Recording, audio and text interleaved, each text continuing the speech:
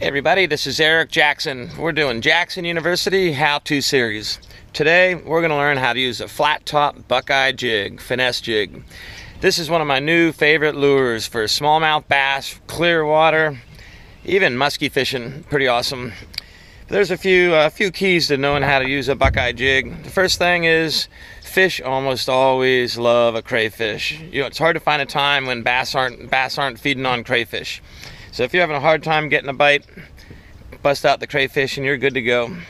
Let's talk about clear water first. I do a lot of clear water fishing in the rivers around my house for smallmouth, and the bass don't like big lures. Buckeye jig has a small profile. A little trick I learned from Charlie Ingram: actually trim a little bit off of the skirt, make the skirt a little bit smaller, about a ½ inch trim off of that. For clear water, use a smaller chunk than this. I usually like to use a small crayfish trailer and bite the end off it and make it nice and small. Another thing, you'll see a little leader on there. This is a piece of braided line attached to it. I just cut the end off so you could see it. When fishing in dark water and fishing out of weeds, you can go ahead and tie the braided line straight on there. In clear water, however, make sure you have a monofilament leader. You want to make sure the fish can't see anything but the jig. So how do you cast this thing? This thing is about 3/8 of an ounce. It's pretty easy to cast. Further away you get from the boat, the easier it is to catch fish. Why? Because the fish spook pretty easy in clear water. So a nice long cast, parallel to the bank, downstream in the river, just off angle, maybe 20 or 30 degrees, so you can pull it off the rocks. I usually like casting all the way to shore. And the reason I like casting to shore, even though a lot of the smaller fish are over there, I go for quantity sometimes and not just quality. So I can pull a lot of the small fish right off the shore. However, you want to get the big fish, you're going to be 2, 3, 4 feet off the shore when it starts getting into the deeper drop-offs. So if you pull at about a 20 or 30 degree angle off the shore, you can nail those bigger fish too.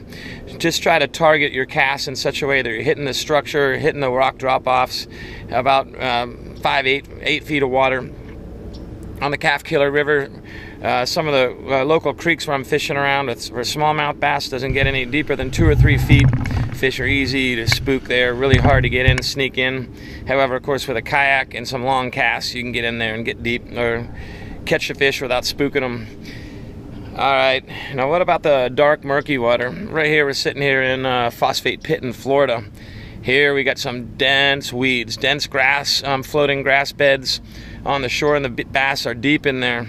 The Buckeye jig is amazingly weedless, even though it doesn't have a fully weedless hook. This thing allows you to drop all the way down in the grass. Now, don't forget to tie your strong 30-pound braided line on there, because you're going to be hossing big bass right out of the weeds. You can drop it down and fish under the weeds, and this works really well. It really keeps the weeds off the lure and off the hook. When you're using in murkier water, I like to put a firetail, a nice red big chunk on the back line, because I want the fish to see it.